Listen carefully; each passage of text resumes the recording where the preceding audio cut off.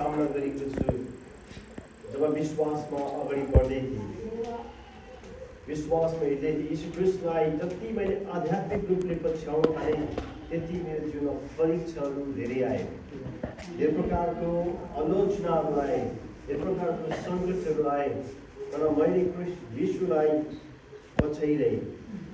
कुनै पनि आधी तूफानमा, कुनै पनि प्रकारको परिस्थितिमा प्रभुलाई मैले छोडेन।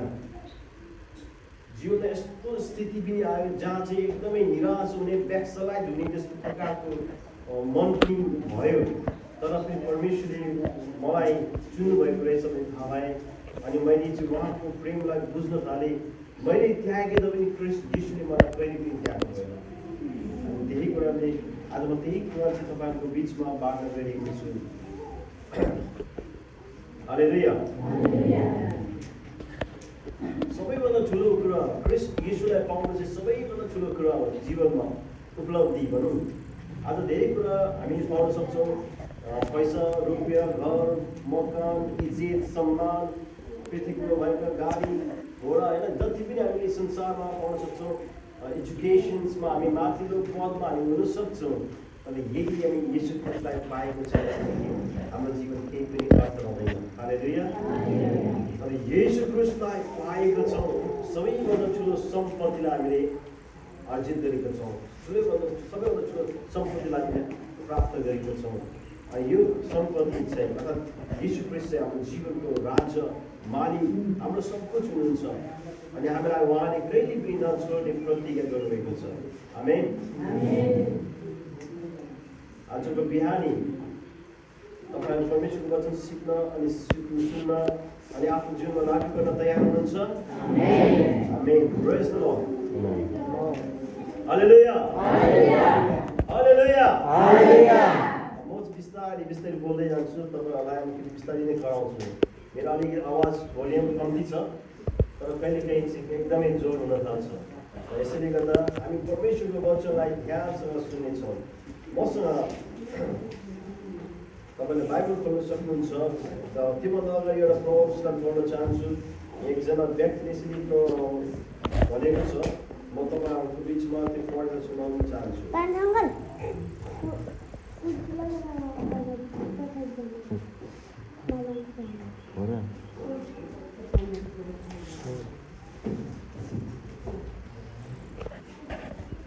Challenges make you more responsible. Always remember that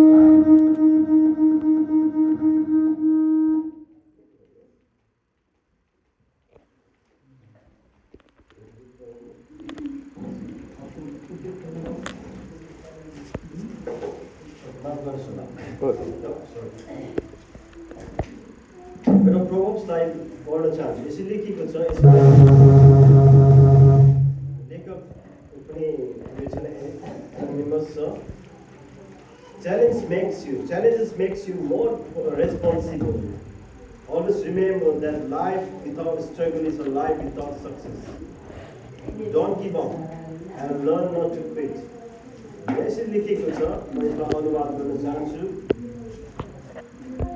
चुनौतीले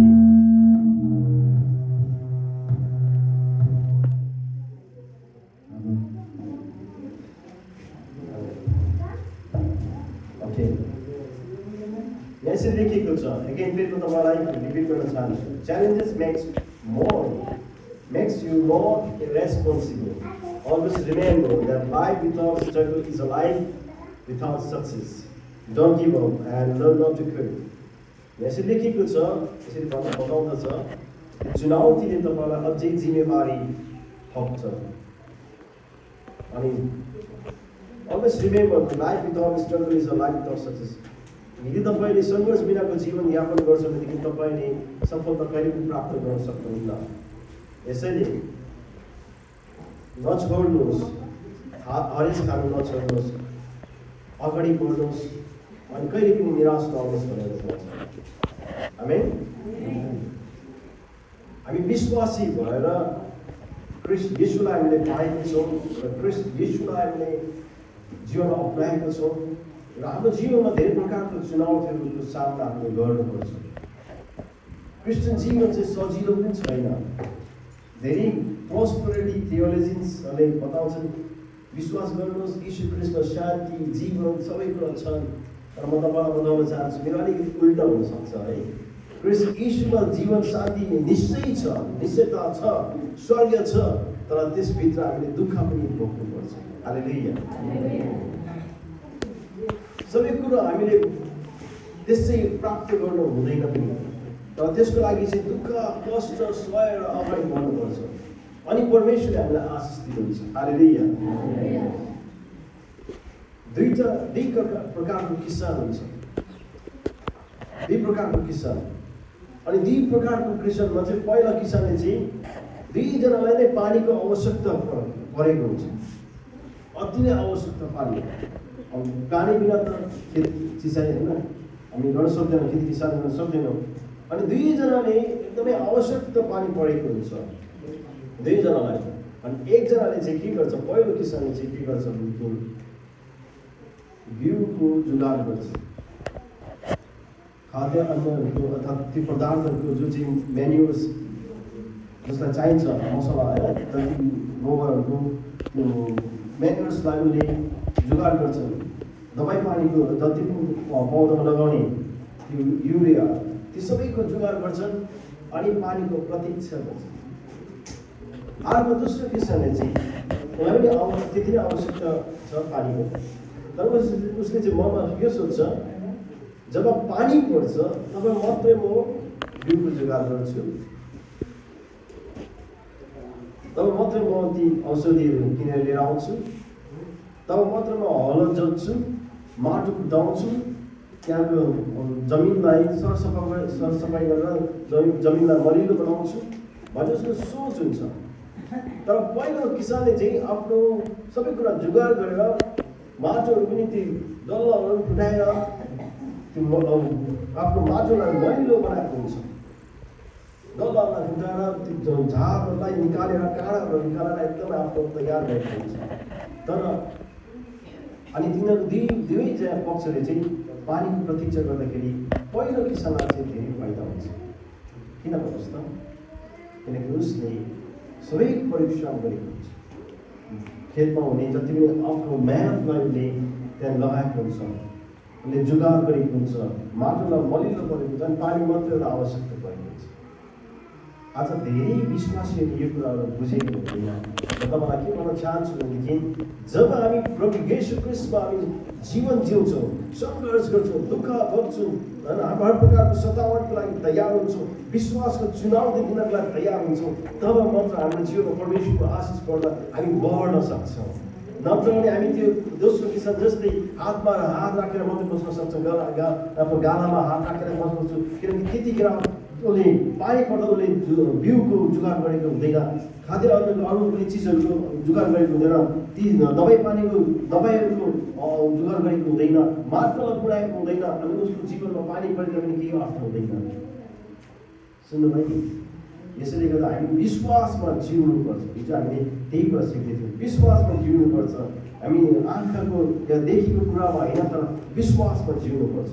अनि आज म तपाईँलाई चाहिँ के भन्न चाहन्छु भनेदेखि बाइबलबाट के भन्न चाहन्छु भनेदेखि मैले धेरै कुराहरू बुझ्दै थिएँ, धेरै कुरा अध्ययन गर्दै थिएँ, अनि परमेश्वरले मलाई यही कुरा तपाईँहरूको बिचमा पढ्ने मलाई अगुवाई दिनुभयो। विषय त धेरै छन्, तर मलाई यही कुराहरू भन्नु एउटा आत्मामा त मलाई अगुवाई भएर आज तपाईँहरूको बिचमा यही कुरा बताउन गइरहेको छु। त्यो चाहिँ हो परमेश्वरको धारणा। हालेलुया। परमेश्वरको धारणा। मेरो सोच अर्कै थियो, विचारहरू सब्जेक्टहरू अर्कै लिइरहेको थिएँ, तर मलाई परमेश्वरले हिजो अस्तिदेखि नै मलाई यो विचार धारणाको विषयमा तिमीले शिक्षा दिनुपर्छ अनि भन्ने अगुवाई भित्रमा दिइरहेको भयो। अनि म आज तपाईँहरूको बिचमा बताउन चाहन्छु। कहिले हामी हाम्रो जीवनमा दुःख, सङ्कट, कष्ट, सतावट आउँदाखेरि परमेश्वरलाई हामी प्रश्न गरेका छौँ, प्रभु तपाईँ कहाँ हुनुहुन्छ? यो पीडा किन, यो कष्ट किन, यो दुखाइ किन, यो तनाव किन, यो आर्थिक सङ्कट किन, यो बिमार किन, धेरै प्रकारको प्रश्नहरू हामी गर्ने गर्छौँ। विश्वासी भएपछि धन कति प्रकारको चुनौतीको सामना गर्नुपर्छ।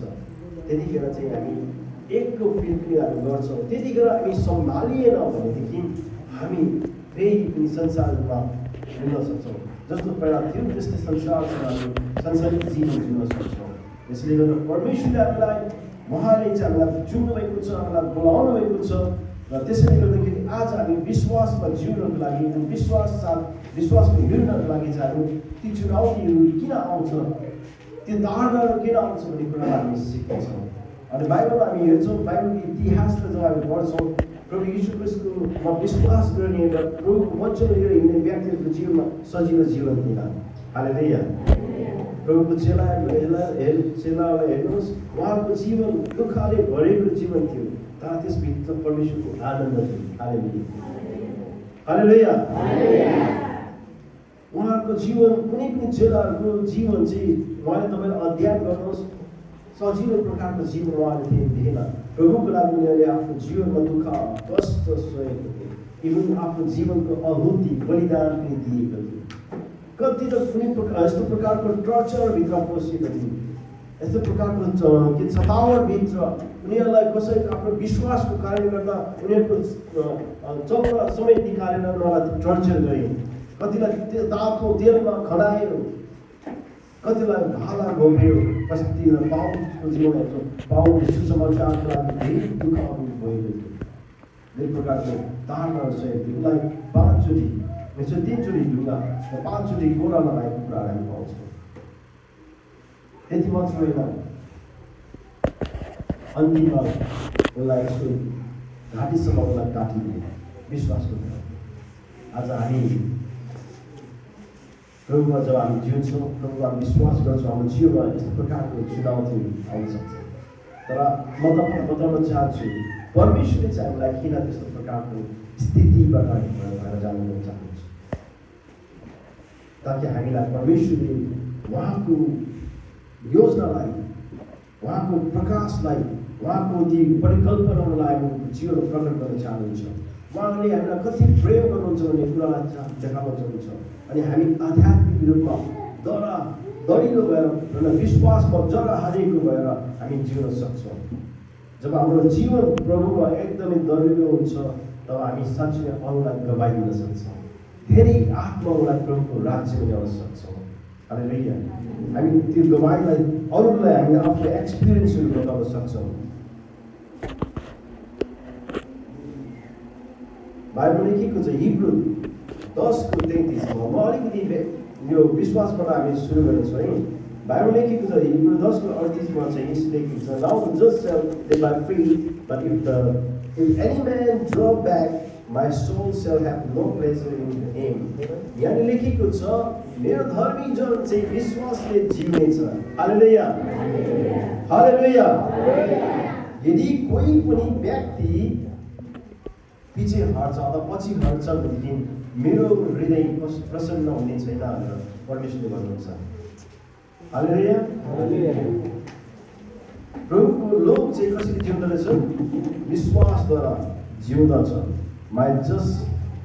Now the just shall live by faith, but if any man draw back, my soul shall have no pleasure in him. भनेको मतलब चाहिँ यदि कोही पनि पछाडि हट्छ, विश्वासदेखि पछि सर्छ भनेदेखि प्रभुले भन्नुहुन्छ मेरो हृदय प्रसन्न हुने छैन।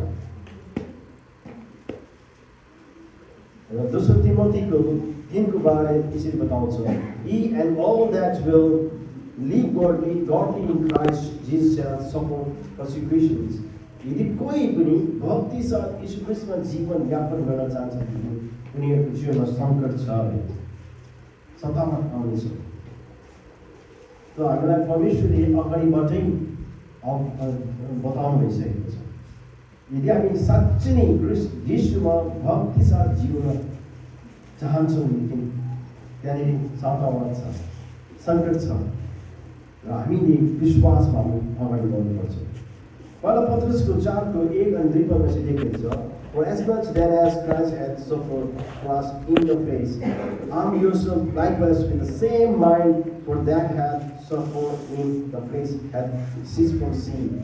यहाँ लेखेको छ यीशु ख्रीष्टले हाम्रो लागि दुःख भोग्नुभयो। किन दुःख भोग्नुभयो? किन उहाँलाई तार्न भयो? यसरी 53 5 मा हामी पाउँछौँ किन उहाँलाई तार्न भयो? उहाँले हाम्रो लागि जीवन दिन, हामीलाई आरोग्यता दिन उहाँले तार्न भएको भयो। यहाँ पनि लेखिएको छ यीशु क्रिस्टले हाम्रो लागि दुःख भोग्नुभयो शरीरमा, cross in the place. Arm yourself likewise. त्यसरी नै यीशु क्रिस्टको जस्तै भएर त्यो हृदय राख। शरीरमा दुःख भोग्न हामीले सिक्नुपर्छ। कहिलेकाहीँ हामी भन्छौँ नि किन यो मेरो जीवनमा आयो, होइन? किन यो जीवनमा भइरहेछ? विश्वास भयो त म त क्रिस्टको सन्तान भयो त, म त क्रिस्टको छोरी हो, म क्रिस्टको छोरा हो, तर मलाई यो दुःख किन, कष्ट किन? त्यस्तै प्रकारको व्यथा कष्ट आयुबले पनि भनेका थिए, प्रभु म तपाईँको चरणमा छु, म तपाईँको उपस्थितिमा छु, तपाईँको चरणमा जहिले पनि वेदीमा म आउनेको छु, तर मेरो जीवनमा यस्तो दुःख छ। आयुबको 33को 19 तपाईँले पढ्न सक्नुहुन्छ, यहाँ लेखिएको छ। उहाँले त्यो आफ्नो व्यथालाई व्यक्त गरेको छ, तर उहाँले परमेश्वरको आलोचना चाहिँ गर्नु भएन। हालेलुया, सुन्नुभयो नि? उहाँले परमेश्वरलाई कहिले पनि दोष लगाउनु भएन। उहाँको दुःख धेरै थियो, असहनीय थियो न, एक प्रति एक विपत्ति उसको जीवनमा आएको। घर सम्पत्ति, आफ्नो सन्तानहरू हराउनु पर्दा, धन सम्पत्ति, एक दिनमा शरीरमा दुःख कष्ट पीडा ताडना उसको जीवनमा आएको थियो, तर पनि उसले आफ्नो मुखबाट कुछ शब्द निकालेन। थियो दुःख पीडा थियो उसको जीवनमा, तर परमेश्वरले यसको साथमा पछि धेरै आशिष उसको जीवनमा दिनुभयो। हालेलुया, तपाईँले मेरो जीवनमा परमेश्वरले त्यसरी दिएको चाहनुहुन्छ। तपाईँले मसँग आवश्यक बाइबल खोल्न सक्नुहुन्छ है।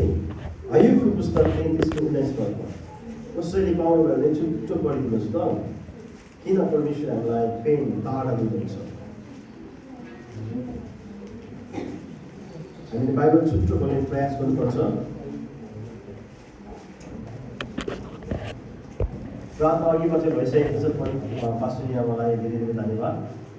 र हामी आज वचनबाट हामी हेरिरहेको छौँ आयुबबाट 33को 19 कसैले पाउनु पढिदिनुहोस्।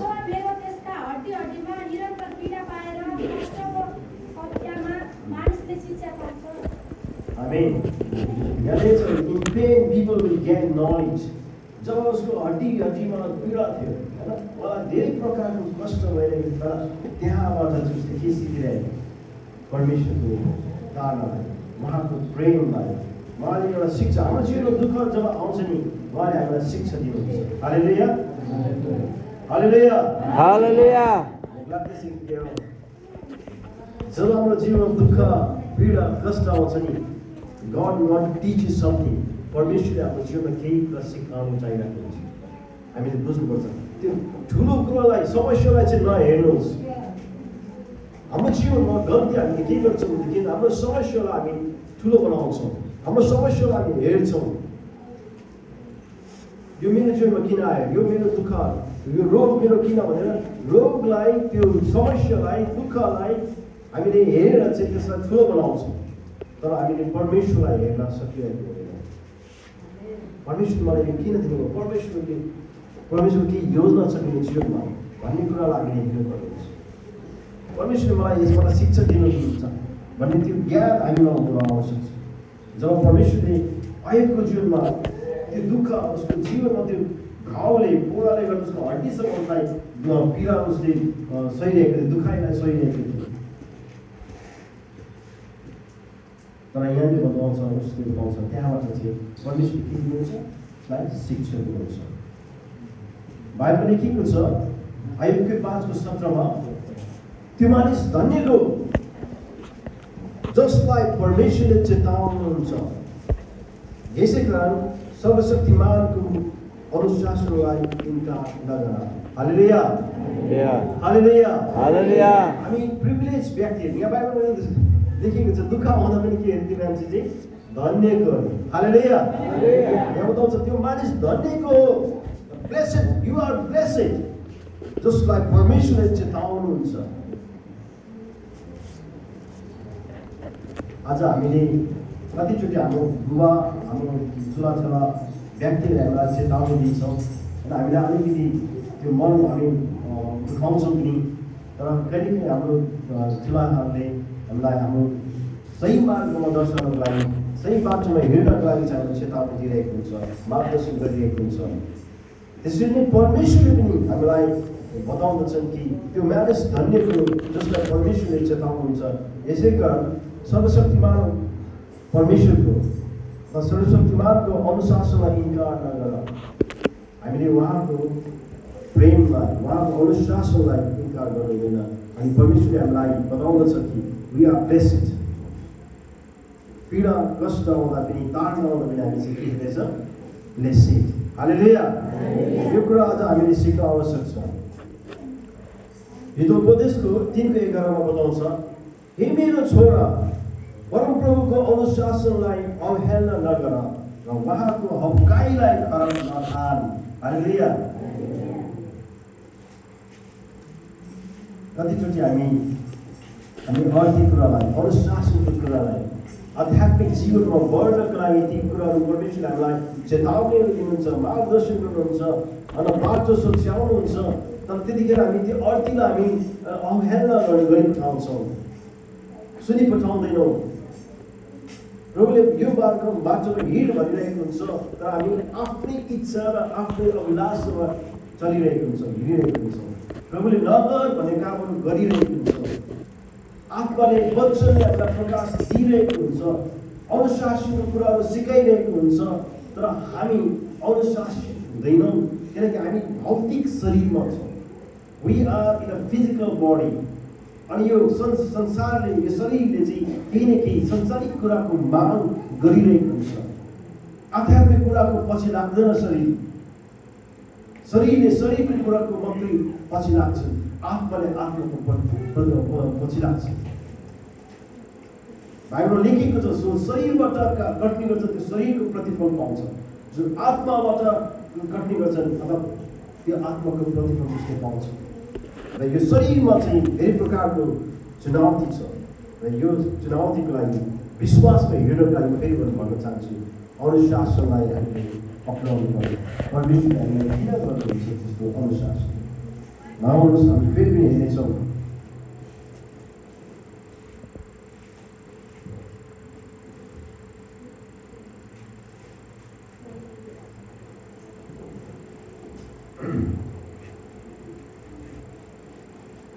कहिलेकाहीँ हामी बाइबलमा हामी हेर्छौँ, बाइबलमा पनि यो कडा शिक्षा दिएको छ। हितोपदेशको 13:24 दिएको छ, छडी नलाउने नचलाउने बुबाले आफ्नो छोरालाई घृणा गर्छ, तर त्यसलाई प्रेम गर्ने बुबाले होसियार साथ त्यसलाई अनुशासन दिन्छ। हालेलुया। त हामीलाई छडी हुन आवश्यक रहेछ, ताडा हामीलाई आवश्यक रहेछ कि होइन? परमेश्वरले हामीलाई के गर्नु, किन ताडना दिनुहुँदो रहेछ? सही बाटोमा हिँड्नको लागि। दुःख कष्ट कहिलेका हाम्रो जीवनमा आउँदो रहेछ, किन? हामीलाई परिपक्व हुनको लागि। हालेलुया। बाइबलमा लेखेको छ, यदि कुनै बाबुले आफ्नो छोराछोरीलाई अनुशासन गर्दैन, छडी चलाउँदैन, त्यो छोरा छोरी चाहिँ बिग्रेको हुन्छ। आज धेरै वेस्टर्न कन्ट्रीमा होस्, इभन आज त नेपालमा पनि धेरै, हाम्रो स्कुलमा पनि हामी पाउँछौँ। मैले धेरै स्कुलमा पढाइरहेको छु, अहिले पनि पढाउने काम गर्छु। कति नानीहरू क्लास 10, 12 पास गरिसक्यो र ती नानीहरू बाटोमा भेट्दाखेरि अनुशासन चाहिँ टिचरलाई विस गर्दैन। मैले नै उनीहरूलाई सिकाएको, मैले नै उनीहरूलाई पढाएको, उनीहरूलाई होइन। तर प्रायः जस्तो नानीहरूले त्यो अनुशासन, त्यो सही प्रकारको संस्कारलाई त्यागी को जस्तो सम्झिन्छ। तर प्रायः अरू नानीहरूले चाहिँ गर्छन्, कति नानीहरूले चाहिँ साँच्चै नै आदर गर्छन्, सम्मान गर्छन्। आज हामी परमेश्वरले चाहिँ हामीलाई किन छडी लगाउनुहुन्छ भने हामीलाई उहाँले प्रेम गर्नुहुन्छ, उहाँले हामीलाई अनुशासनमा लानुहुन्छ अनि आज हामीलाई त्यो अनुशासन सिकाउनुहुन्छ।